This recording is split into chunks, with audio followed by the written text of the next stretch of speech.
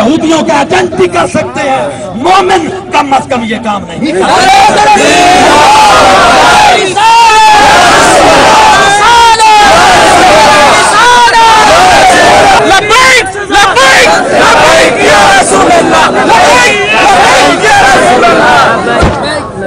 حضرات محترم، میری بات کو توجہ سے سماعت فرمائیں۔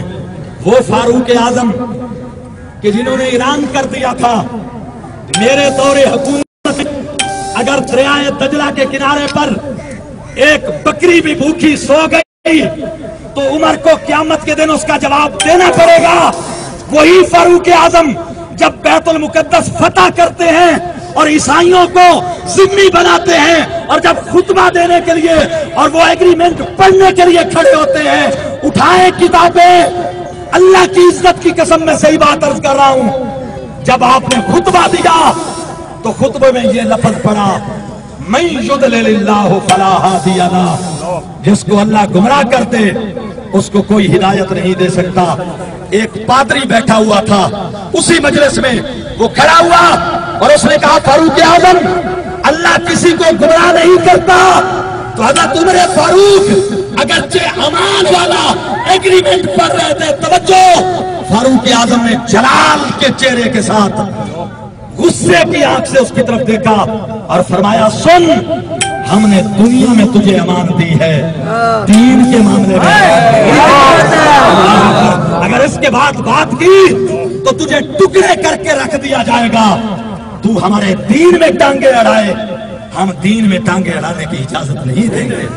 میرے بھائیوں، زندہ باد زندہ باد۔ حضرات، مقرہ جرم کی اقراری مجرمہ جس نے اقرار کیا تھانہ ننکانہ صاحب میں، ننکانہ صاحب کی عدالت میں مجسٹریٹ کے سامنے اس نے کہا کہ میں نے یہ لفظ بولے ہیں، آپ ایمان والے موجود ہو، وہ لفظ زبان پر نہیں رہ جا سکتے۔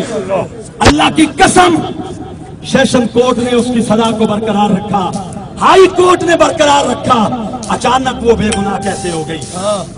یہ سوال پوچھتے ہیں کملی والے کے غلام، اچانک وہ بے گناہ کیسے ہو گئی؟ اللہ کے محترم، یہ اقتدار عارضی چیز ہے، یہ آنی جانی چیز ہے، یہ کرسیاں یہ آنی جانی چیز ہے۔ کامیاب دنیا میں وہی ہے جو نبی پاک کی عزت۔ سبحان اللہ، لبیک لبیک یا رسول اللہ، لبیک لبیک لبیک یا رسول اللہ، لبیک لبیک لبیک یا رسول اللہ، لبیک لبیک لبیک یا رسول اللہ۔ حضور کے غلاموں، آخری بات عرض کر کے میں اپنے معروضات کو ختم کرتا ہوں۔ نبی پاک علیہ السلام نے 2 لیٹر جاری فرمائے تھے اس وقت کی 2 سپر طاقتوں کو، ان کے بادشاہوں کو، ایک ایران کی طرف بھیجا تھا اور ایک قیصر روم کی طرف۔ ایران کے بادشاہ کو کسرا کہتے تھے، روم کے بادشاہ کو قیصر کہتے تھے۔ یہ سپر طاقتیں تھیں اس وقت کی پوری دنیا میں۔ جب قیصر کے پاس حضور کا لیٹر آیا، اس نے چوم کے آنکھوں سے لگایا اور اس نے عزت کی اور اس نے کہا قاصد کو کہ اپنے آقا سے کہہ دیجئے ہماری کتابوں میں جس آخری نبی کا ذکر ہے آپ وہی ہیں۔ میرا دل گواہی دیتا ہے، لیکن میں اپنے حکومت، وزیروں، مشیروں اور عوام کی وجہ سے آپ کا کلمہ نہیں پڑھ رہا، میرا دل آپ کی عزت کرتا ہے۔ دوسری طرف کسرا تھا جس بدبخت نے نبی پاک علیہ السلام کے لیٹر کو پھاڑ کر زمین پر گرایا اور یہ کہا کہ اگر قاصد کا قتل جائز ہوتا تو میں تجھے مار دیتا۔ قاصد کو کہا، جب دونوں قاصد واپس آئے تو میرے مصطفیٰ نے یہ فرمایا تھا کہ اس نے میرے لیٹر کی عزت کی۔ عیسائیوں کی ہم حکومتیں تو دنیا میں چلتی رہیں گی، لیکن آج کے بعد کسرا نہیں رہے گا، آج کے بعد یہ ختم ہو جائے گا۔ میرے غلاموں، اس نے میرے لیٹر کی گستاخی کی، فلا کسرا بعدہ، اس کے بعد کوئی کسرا نہیں رہے گا۔ سن لو عمران خان، اگر حضور کے لیٹر کی گستاخی کرنے والے کسرا کی حکومت آج تک دنیا میں نہیں آ سکی، کوئی بتا دے کہ کسی ایران کے اس بادشاہ جس نے حضور کے لیکچر کی توہین کی تھی، اس بدبخت کے بعد کوئی کسرا نہیں آیا. مجوسی حکومتیں دنیا سے ختم ہو گئی. اگر تم نے رسول کے غلاموں کو کمزور سمجھا ہے تو یاد رکھ لیجئے یہ بھی نہیں چھوڑنے والے، لیکن اللہ تعالیٰ خود انتقام لیتا ہے. اللہ تعالیٰ خود انتقام لیتا ہے، مصطفیٰ کے گستاخوں سے اور نشان عبرت بنا دیتا ہے. انہیں جانا انہیں مانا، نہ رکھا غیر سے کام، للہ الحمد، نہ دنیا سے مسلمان گیا. میں اپنے سب دوستوں کی طرف سے کن لفظوں سے آپ کا شکریہ ادا کروں. آپ لوگوں نے جس محبت رسول کا ثبوت دیا ہے، دوستو یقین جانیں آپ کے ہاتھ چومنے کو دل کرتا ہے. اللہ آپ کو عزتوں سے نوازے، اللہ آپ کو عظمتوں سے نوازے. اور عزت ہے ہی اسی بندے کی جو کمرے والے کا غلام ہے. اور یاد رکھ لیں ہر فیلڈ کے اور ہر شعبہ سے تعلق رکھنے والے لوگوں میں محبت رسول موجود ہے.